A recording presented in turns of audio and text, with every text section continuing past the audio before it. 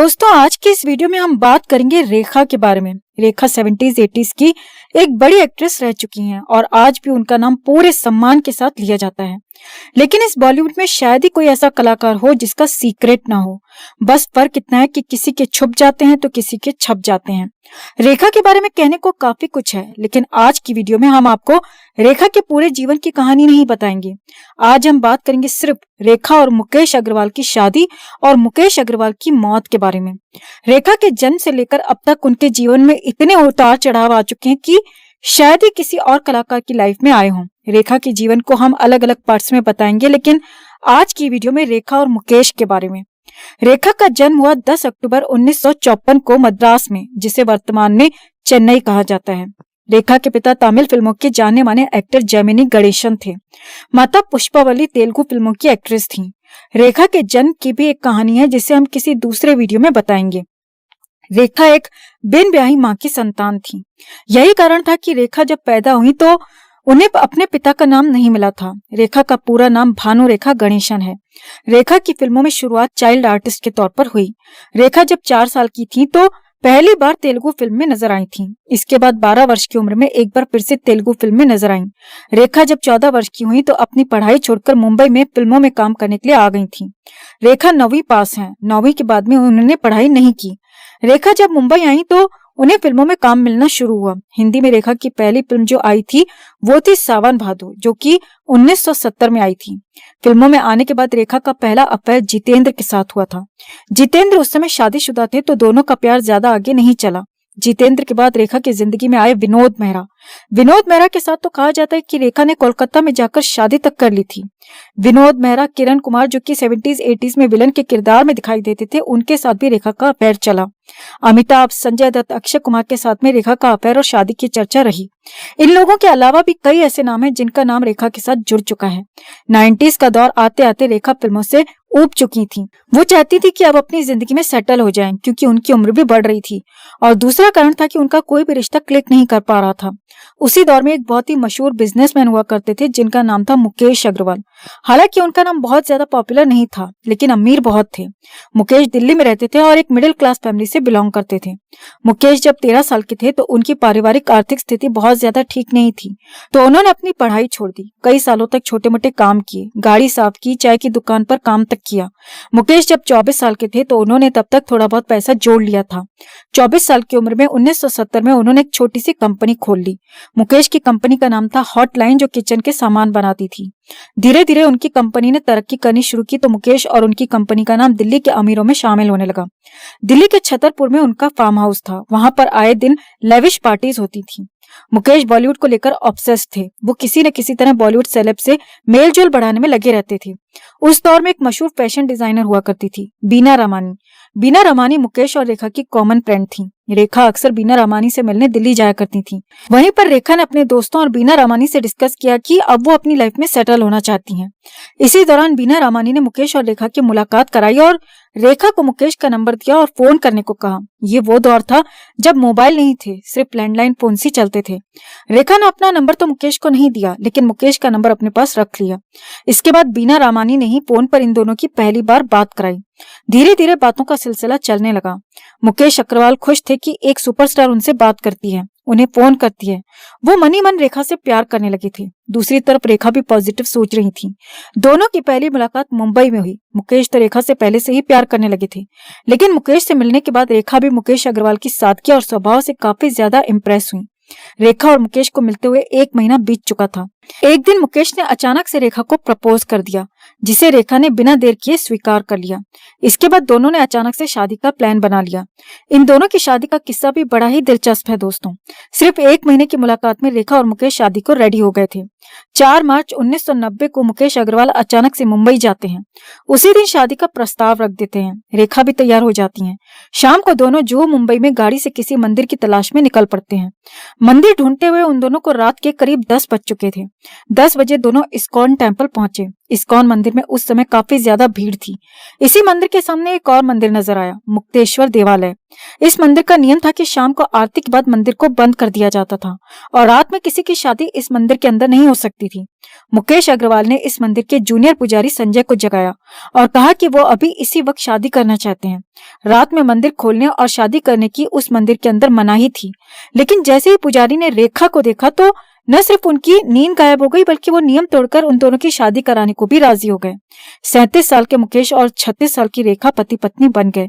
रेखा पर जो किताब लिखी गई है उसका नाम है रेखा, कैसी पहेली जिंदगानी। उसमें बताया गया है कि पुजारी द्वारा मंदिर का नियम तोड़कर शादी कराने के आरोप में अगले ही दिन संजय पुजारी को मंदिर से बाहर निकाल दिया गया था।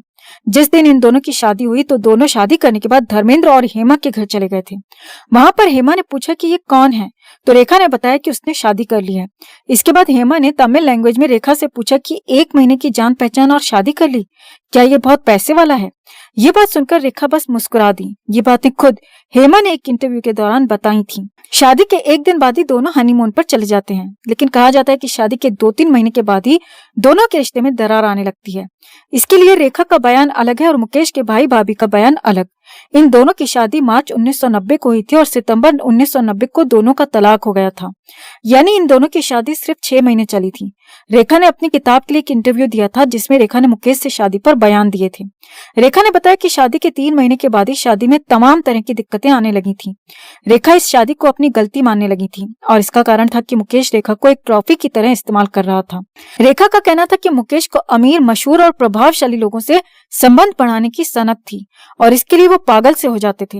रेखा की किताब में इसका एक जिक्र भी किया गया है। एक बार मुकेश और रेखा राजीव गांधी के फार्म हाउस के सामने से गुजर रहे थे तो मुकेश वहीं पर जिद पर अड़ गए कि रेखा उन्हें राजीव गांधी से मिलवा दे। मुकेश ने रेखा से कहा कि चलो एक बार अंदर चलकर हेलो बोल देते हैं, मुझे ऐसे लोगों से जान पहचान की सख्त जरूरत है, लेकिन रेखा ने इससे मना कर दिया। इसके बाद एक और किस्से का जिक्र है। एक बार मुकेश रेखा को ग्वालियर ले जाने की जिद पर अड़ गए, जहां कांग्रेस के कदावर नेता माधव राज सिंधिया क्रिकेट मैच का आयोजन कर रहे थे। मुकेश का कहना था कि सिंधिया मेरे बिजनेस में बहुत ज्यादा काम आ सकते हैं। उस वक्त मुकेश ग्वालियर में अपनी फैक्ट्री डालने की योजना बना रहे थे। रेखा इस सब से काफी ज्यादा नाराज हो जाती हैं और उन्होंने मुकेश से साफ साफ कह दिया कि मुकेश अपने बिजनेस में उसे इन्वॉल्व ना करें। इसके अलावा रेखा ने बताया कि मुकेश शादी के समय से डिप्रेशन का शिकार थे जो उनसे छिपाया गया था। ये वो बातें हैं जो रेखा की तरफ से किताब में लिखी गई हैं, लेकिन कुछ ऐसी भी बातें हैं जो किताब में नहीं लिखी गई लेकिन मीडिया में आती रहती थी। वो बातें थी मुकेश के भाई और भाभी की तरफ से। मुकेश के भाई ने एक बार बयान दिया कि मुकेश पहले डिप्रेशन का शिकार हुए थे लेकिन वो बाद में ठीक हो गए थे, लेकिन रेखा से तलाक ने उन्हें तोड़कर रख दिया। वो फिर से डिप्रेशन में चले गए। दिन रात शराब पीने लगे थे, वो इसीलिए कि मुकेश रेखा से बहुत ज्यादा प्यार करते थे और ये दूरी बर्दाश्त नहीं कर पा रहे थे। मुकेश पागलपन तक की सीमा तक रेखा से प्यार करते थे। वो चाहते थे कि रेखा उनकी बात सुने और वो दोनों अपने रिश्ते को सुधारने की फिर से कोशिश करें, लेकिन रेखा ने तलाक के बाद से एक बार भी मुकेश से बात नहीं की। मुकेश दिल्ली से मुंबई रेखा के पास कॉल्स करते थे, लेकिन फोन हर बार उनका नौकर उठाता और रेखा के घर में ना होने की बात कहता। मुकेश पागलों की तरह रेखा को फोन करते, उन्हें चिट्ठी लिखते, लेकिन रेखा का दिल एक बार भी नहीं पसीजा और पलटकर ना कभी जवाब दिया ना कभी बात की। मुकेश के भाई ने बताया कि एक बार वो, उनकी वाइफ और मुकेश तीनों लोग रेखा के घर पर गए थे मुंबई। रेखा वहां पर मौजूद नहीं थी। तभी रेखा की कार वहां पर आकर रुकती है, लेकिन रेखा ने जैसे ही मुकेश को वहां पर देखा तो वापस गाड़ी में बैठी और गाड़ी घुमाकर चली गई। इसके बाद मुकेश रोते हुए रेखा की गाड़ी के पीछे भागने लगते हैं। तेज बारिश हो रही थी, मुकेश रो रहे थे, चीख रहे थे और रेखा की गाड़ी के पीछे दौड़ते हुए विनती कर रहे थे कि बस एक बार, आखिरी बार बात कर लो, लेकिन रेखा ने एक बार भी पीछे मुड़कर नहीं देखा। रेखा को जरा भी दया नहीं आई कि वो लोग बारिश में उनका इंतजार कर रहे थे, तो एक बार उन लोगों से कम बात कर लें। मुकेश की भाभी ने अपने करीबी दोस्त और एक्ट्रेस दीप्ति नवल को बताया था कि उस रात बहुत तेज बारिश हो रही थी, हम सब बुरी तरह से भीगे हुए थे, उनकी आंखों में आंसू थे। वो रेखा के पीछे दौड़ते हुए इतनी जोर जोर से चीख रहे थे कि अगले दिन उनका गला बैठ गया था, यानी मुकेश का। लेकिन रेखा ने एक पल के लिए भी मुड़कर नहीं देखा। मुकेश का सारा ध्यान रेखा पर रहने लगा था। डिप्रेशन की बीमारी बढ़ने लगी थी, शराब ज्यादा पीने लगे थे, क्योंकि ना तो रेखा उनकी बात सुन रही थी और ना ही उनका बिजनेस सही से चल पा रहा था। दिन ब दिन उनका व्यापार डूबने लगा था। इन्हीं सबसे परेशान होकर 2 अक्टूबर 1990 को मुकेश ने दिल्ली स्थित अपने फार्म हाउस में रेखा के दुपट्टे का फंदा बनाकर फांसी लगा ली। फांसी की खबरें जैसे ही रेखा के पास पहुंची वैसे ही मीडिया में आग की तरह फैल गईं। उस दौर में सोशल मीडिया तो था नहीं, सिर्फ अखबार और फिल्मी मैगजीन्स हुआ करती थीं। अखबारों और मैगजीन्स में रेखा को लेकर तमाम तरह से बुरा लिखा जाने लगा। रेखा को नेशनल वैम्प घोषित कर दिया गया था। फरवरी 1990 को मुकेश और रेखा की मुलाकात होती है। मार्च में दोनों शादी कर लेते हैं। सितंबर में दोनों तलाक ले लेते हैं और अक्टूबर 1990 को मुकेश फांसी लगाकर आत्महत्या कर लेते हैं। सिर्फ 8 महीने में मुकेश और उनके परिवार की जिंदगी खत्म हो जाती है। मुकेश की मृत्यु के बाद रेखा मुकेश के घर जाती हैं तो मुकेश की मां उन्हें घर में घुसने नहीं देती। 3 अक्टूबर 1990 को मुकेश की मां और भाई मीडिया में एक बयान देते हैं जिससे रेखा उस दौर में घर घर में वैम्प के रूप में फेमस हो गई थी। मुकेश की मां बयान देती हैं कि वो डायन, रेखा के लिए ये शब्द यूज किया गया था कि वो डायन मेरे बेटे को खा गई, मेरे जवान बेटे को खा गई, भगवान उसे कभी भी माफ नहीं करेगा। इस बयान के बाद अखबारों में रेखा के लिए डायन शब्द का ही प्रयोग होने लगा था। लोग रेखा से नफरत करने लगे थे क्योंकि हर रोज हर अखबार में रेखा और मुकेश की कहानियां छपने लगी थी।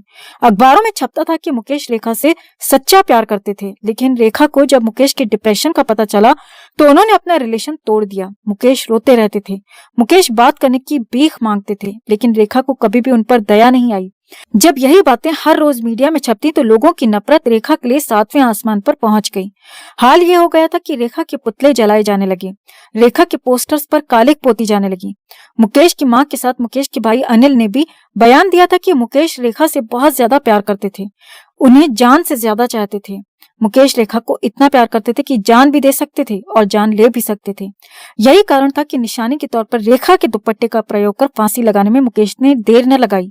मुकेश के भाई ने तो यहाँ तक कहा था कि रेखा ने मुकेश से शादी सिर्फ पैसों के लिए ही की थी।